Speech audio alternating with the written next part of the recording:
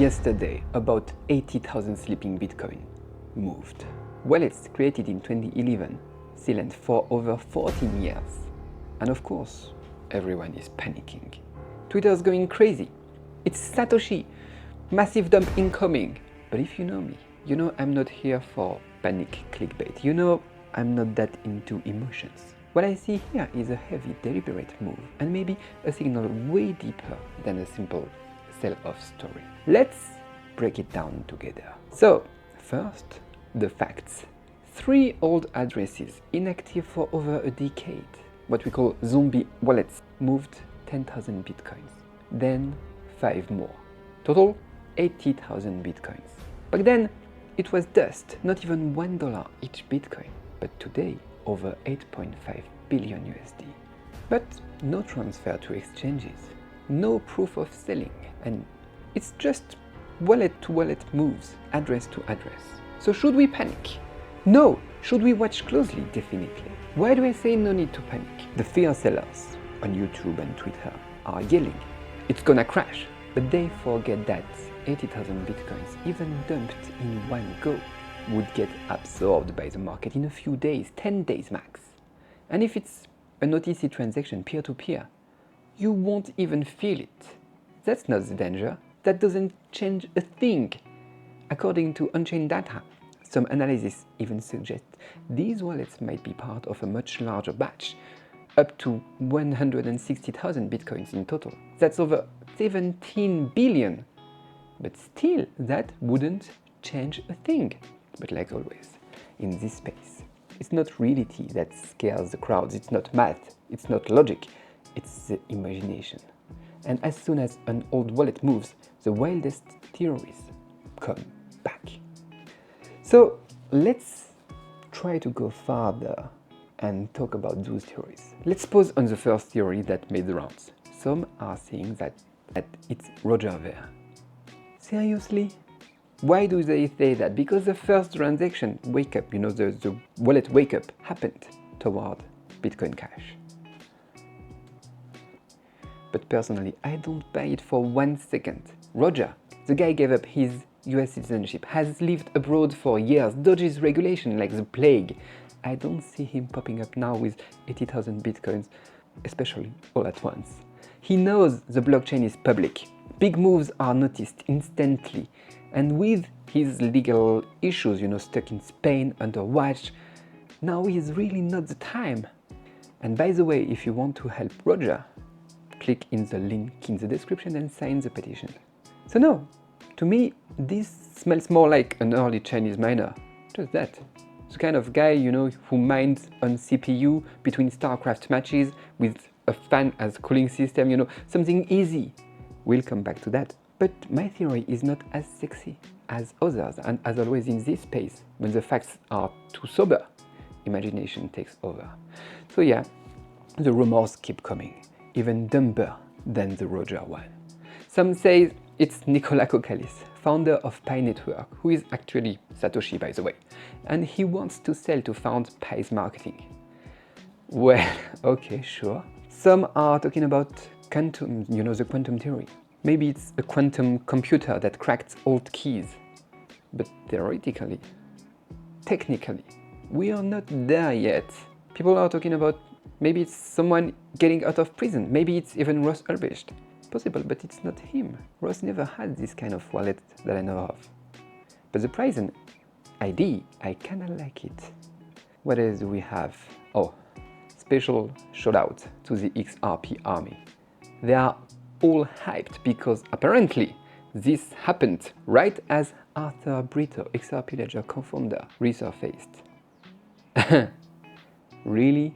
The Pi and the XRP communities, sometimes it's a bit much. I get that you want to hype your coins, but there are limits. Okay? Anyway, lots of noise, not much signals, but some theories I think might not be so off. Now, if we really want to understand what's happening, the real question isn't who, it's why now? Why not when Bitcoin was at 20k or 60k or even 80k? Maybe it's just a technical move, format change, migration to a safer wallet. benefiting from Bitcoin updates. Or maybe, as I'm hearing from friends in China, it's a mix of two theories, the miner theory and the prison theory. An old miner who was jailed, now recovering his keys. That would make sense, it would explain everything. But prison or no prison, if it's a miner, I think it's a miner. There's nothing to worry about. Like I said, if it's just an old miner selling, the market will absorb everything. Even if he sells everything, the 17 billion USD in BTC, it's not that much in 2025. And maybe the sale already happened, not on the market, but just a transfer from one address to another, an OTC deal, a discrete peer-to-peer sale. That's what it looks like on chain. You just see a change of address, zero market impact. But maybe it's strategic. Maybe some are starting to reposition their reserves away from the spotlight. At a time when Bitcoin is becoming a political asset, a reserve asset, a tool of influence, this kind of move is anything but trivial. While some are staring at the moon, others are moving billions. That's when it gets serious. The media will talk about short-term volatility.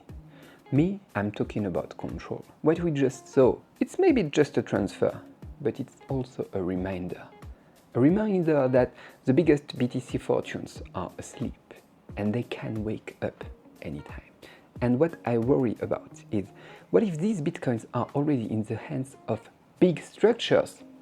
What if he chose to sell now? Is because now we have a more clearer legal framework. What if this miner had sold to a state?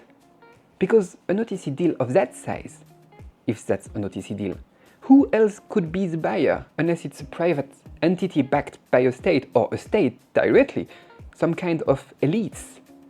That's what scares me, the concentration, the centralization.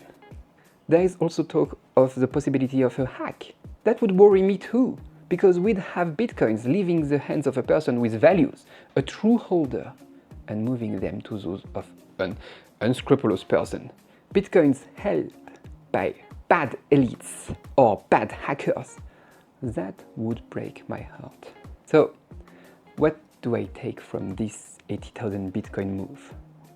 First, it won't crash the market. It might not do anything, short-term or long-term, but it reminds us of one thing. Bitcoin is not above the fray. Bitcoin is already part of the game of the powerful. Every sleeping wallet, every silent wake-up, every multi-billion transfer like that is a move played on the global chessboard. And you, where are you on this board? Are you even on the board? Are you a pawn, like fighting like me to keep the core values of Bitcoin? Or are you just watching from outside? Think about it and tell me in the comments what you make of all this.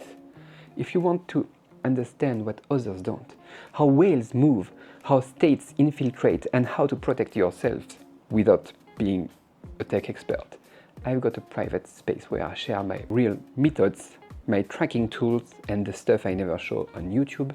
That's where I tell you everything that I can speak about here, and where I help you get solid, not just curious. If you want in, contact me on Telegram, link is in the description. It's all free, like today's video. We just dig deeper and dig together. Join us. Merci et au revoir.